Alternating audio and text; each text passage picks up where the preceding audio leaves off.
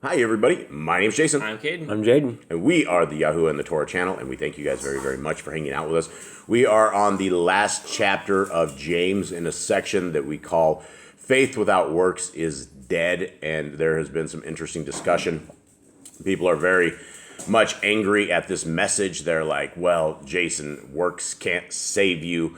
And by in of itself, I mean, if we had classic examples of our forefathers, works did save them, right? There was no Messiah back in the days of Abraham, Isaac, and Jacob, and there was no other way. We have something a little bit different. We have that hope, and we have the action of having a Messiah where they didn't have a Messiah back in the days. All they had was what they were told was to keep my laws, statutes, and commandments, and if they did, they were saved, and if they didn't, they then they absolutely weren't. And so, if you don't want to keep the laws, statutes, and commandments of our Creator, then by default, you will be in the hands of Hasatan. You are not going to have spiritual protection. You're not going to have what you are looking for unless you keep the laws, statutes, and commands. Now, I want to take us real quickly to Revelation 14:12, and this is what we're talking about here. Here is the patience of the Kodeshim, and that means saints. Here are they that guard the commandments of Elohim and the faith of Yahushua. These are the end times. We are talking the end time Bible right here. We are talking the chapter in that speaks of the times that we are in right here. And it clearly says by John himself, the witness of John from the island of Patmos, he says, the people that are saved are they that guard the commandments of Elohim and have the faith of Yahushua. Gentlemen, who are we and why do we believe what we believe? We believe that the Torah is for all generations. We believe it has never been done away with. We believe no apostle, no disciple, no Messiah has ever got rid of our Torah, has never got rid of the Torah. And because it says for all generations, the Messiah kept the Torah, the disciples kept the Torah, everyone the disciples and apostles all kept the Torah, and they believed in Yehoshua. Yeah, they all obeyed. And this is what it comes down to be. You can either be obedient to our Creator, or you don't need to be. And I say you don't need to be, but I say you don't need to be, it's at the expense of your soul. And so let's continue on. Let's get the last chapter here, and let's see what this says. Yaakov 5. Come now, rich ones, weep, crying aloud over the hardships coming upon you. Your riches have rotted, and your garments have become moth-eaten. Your gold and your silver have become rusty, and their rust shall be a witness against you, and shall eat your flesh like fire. You have laid up treasure in the last days. All right, let's talk about this. What is this talking about? This is talking about what?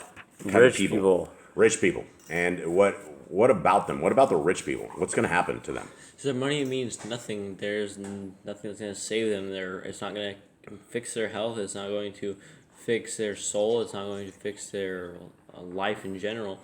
It's not going to do anything good for them. Yeah, absolutely. And they worship it. That's all they are there for is money. All they want is money.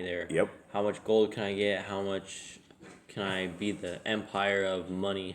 Yeah, and it says that the rust, and that's the thing we don't know if gold and silver becomes. I don't know so much it becomes rusty, but in this particular part, gold and silver becomes rusty. And when something's rusting, that means it's the metal or whatever is breaking down on it. It is being eaten little bits at a time. And so that means that their precious metals that they're all trying to hold on to and trying to hoard up to will become useless, right? They rust away. When something rusts, it becomes over. Okay, 4. See the wages of the workmen who mowed your fields, which you kept back. Cry out. And the cries of the reapers have reached the ears of Yahuwah of hosts. All right, so these guys mow some grass down as well. Do you think? What do you think they got the grass down with? They said they mowed their fields. You think they had scythes back then? Yeah. Probably, I'm pretty sure it would have been like that, or some kind of machete. Because I know we ever talk about swords, so I'm sure they had machete and maybe like sword. Maybe they probably had a scythe. I'm sure. Sure, they had swords. Yeah, you think they mastered the machete and were able to cut down grass like we can cut down grass?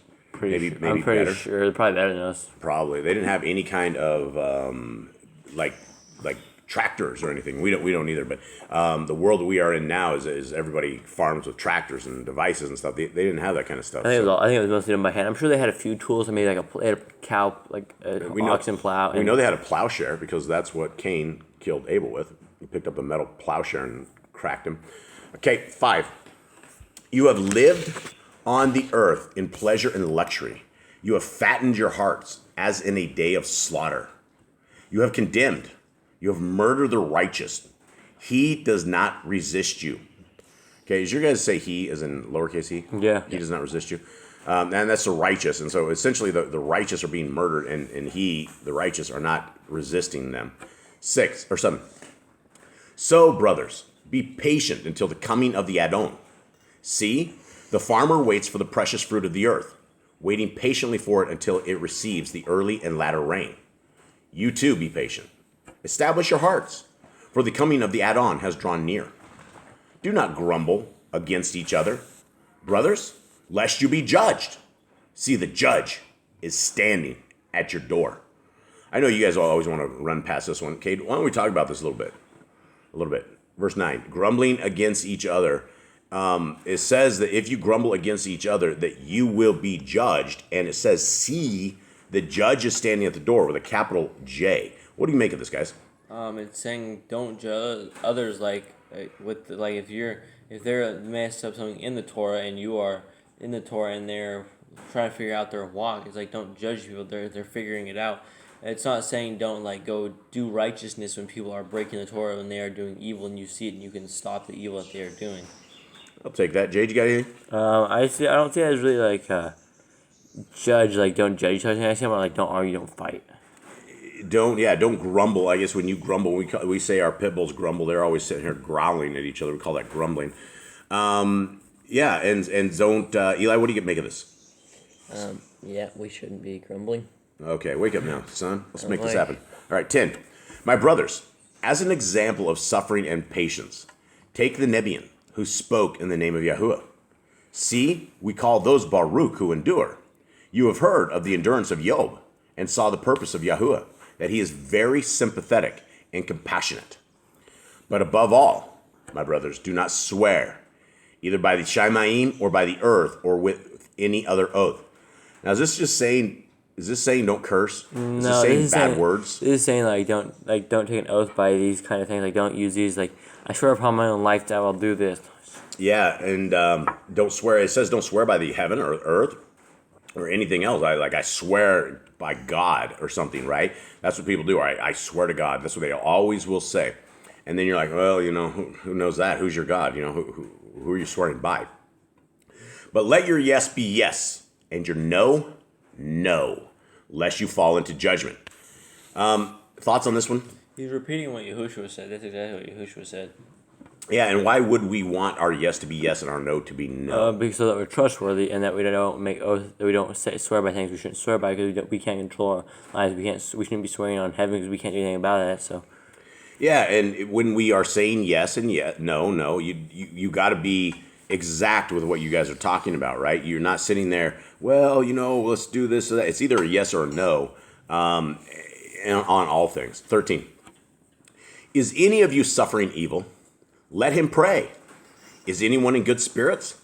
Let him sing Tehillim. Okay, what do you guys make of this? So if someone's sad, let him pray. If someone's happy, let him sing psalms. What does suffering evil look like? Falling under anything bad that happens, suffering evil. Yeah, they're everything. And so there's two things here. He's talking about those who suffer evil and those who are suffering good, right? In good spirits. Anyone in good spirits means you're suffering good, right? Whether you call it suffering or you're enjoying good. There's two things here, right? If we are falling into evil, we need to pray. We need to pray to our Creator, and we need to pray diligently and fervently, and we need to seek Him. And then if things are going good, instead of just going along our main way, we need to start singing prayers and praises to our Creator, right? For every good thing that happened, it is because He has allowed that to happen to us, right? Nothing that we do is by our own hand. It has the hand of Yah. Everything is Yah willing on everything. 14. Is anyone among you sick? Let him call for the elders of the assembly and let him pray over him, having anointed him with oil in the name of the Adon. And the prayer of the belief shall save the sick, and the Adon shall raise him up. And if he has committed sins, he shall be forgiven. All right, let's talk about this. This talks about prayer healing people. What do you guys make of this? Prayer to heal people does work. It is possible if we do all things through the name of Yahushua. And you have to really believe that, or if you do it doubtingly, nothing's going to happen. Yeah, you really, truly have to. But what happens if we pray and people don't get well? Is it because we're weak in faith, or is it because it's not Yah's will? I would say it's because it's not as well, but it could be also being faith. If you have any doubt in your heart that it won't happen, it's not going to happen. We prayed over our cows getting well before, and they died. They died. It wasn't. But we believed. I believed. I mean, your mom believed. We all believed the cows were going to get better, and they still died. What's that? What's that say? Is our belief lacking, or is there something we're doing wrong? It wasn't the will of Yah. Yeah, it wasn't the will of Yah. He will do everything, and people will be tested. Things will be tested. He will see who is loyal and who is not. Absolutely. Okay. 16. Confess your trespasses to one another and pray for one another so that you are healed. The earnest prayer of a righteous one accomplishes much. Okay, this is huge stuff, right? Prayer happens, right? Prayer happens here, and prayer works. Have we seen miracles happen in this house with prayer? I believe so. You believe so. Does anyone have any examples of prayer, of things and miracles that we can see definitively that our Creator lives and is protecting us? The other day with the dog, when he was shaking and you prayed and he got better. Yep.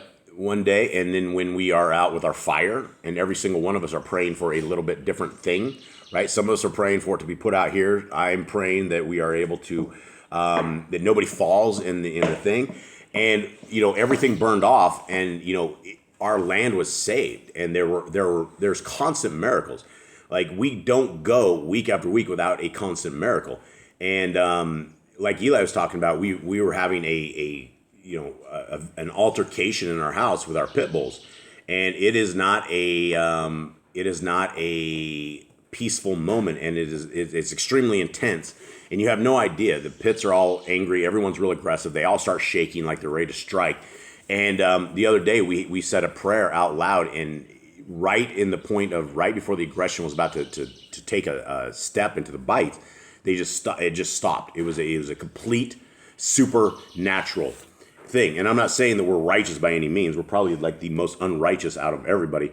But I'm saying that prayer does work, and that our Creator immediately, like instantaneously, like you couldn't have made a collect call or a call fast enough to get somebody on the line, that the action was taken care of. Like the messengers delivered the message, Yah was there. He stopped everything. And that's the kind of stuff that happens to us quite often. Like the lightning too. Lightning? Which lightning? The lightning strikes. Yeah, we also had that as well too. Last year we have a couple different seasons here. One of them is rainy season, and with rainy season sometimes comes massive electrical storms, and it was all around us. And we have solar on our house, and if we have lightning touch us, we're going to lose all our power, and we'll probably go for the rest of our lives without power, just because we don't have any way to get more power back. And so we were sitting here with lightning all around us, and I think who prayed with me? Was it Eli? Caden and I prayed, and it was almost immediately after that it stopped. Like literally, the prayer stopped the lightning strikes all around us immediately, instantaneously. Like it wasn't a phenomena. It wasn't just randomly happened, stopped. It was that the hand of our Creator pushed this stuff away, and we could see the lightning further on out, but it took it from the direct epicenter of where we were, and it saved us yet again. And so it goes over and over and over. Yah saves us over and over and over, and I hope He's saving you guys too, because He is amazing. Okay, 17. Eliyahu was a man with feelings like us, and he prayed earnestly that it would not rain. And it did not rain on the land for 3 years and 6 months. And he prayed again, and the Shemaim gave rain, and the land brought forth fruit. How would that be, guys? How would that be to have the ear of Yah, and for Him to listen to you to be able to do that? I haven't made it rain, and I haven't made it stop raining, but that is pretty amazing. And I totally believe that if we needed that Yah would do that for us if that was the case. Okay, 19. Brothers, If anyone among you goes astray from the truth, and someone turns him back, let him know that he who turns a sinner from the straying of his way shall save a Kai from death and cover a great number of sins. All right, let's talk about that right there. So if you find somebody going astray from the truth and that person turns back and that you turn him back, essentially it's he who turns a sinner from straying of his way. He'll save his life from death and cover a great number of sins. What do we make of saving the life from death and also cover a great number of sins? Well, there's not going to be a physical death. He'll still die a physical death when his time comes, but he won't die a spiritual death. He won't die a second death. He will have a chance at salvation, and his sins will be washed away, right? He won't be like as accountable for those sins anymore. Yeah, but this is talking to a person. This is like me saying to you, Jay, if you go out there and you teach somebody and this person changes their life, that will be held accountable. You will be held accountable for them changing their life, right? Because it says, straying of his way shall save a life from death and cover a great number of sins. I think that is also, I guess, what you call brownie points for yourself as well.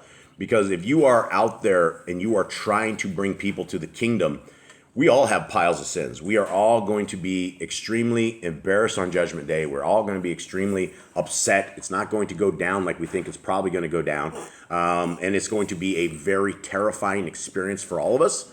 And we need to go in with humble hearts. We need to go into clean hearts. And that means we need to get our ways cleaned.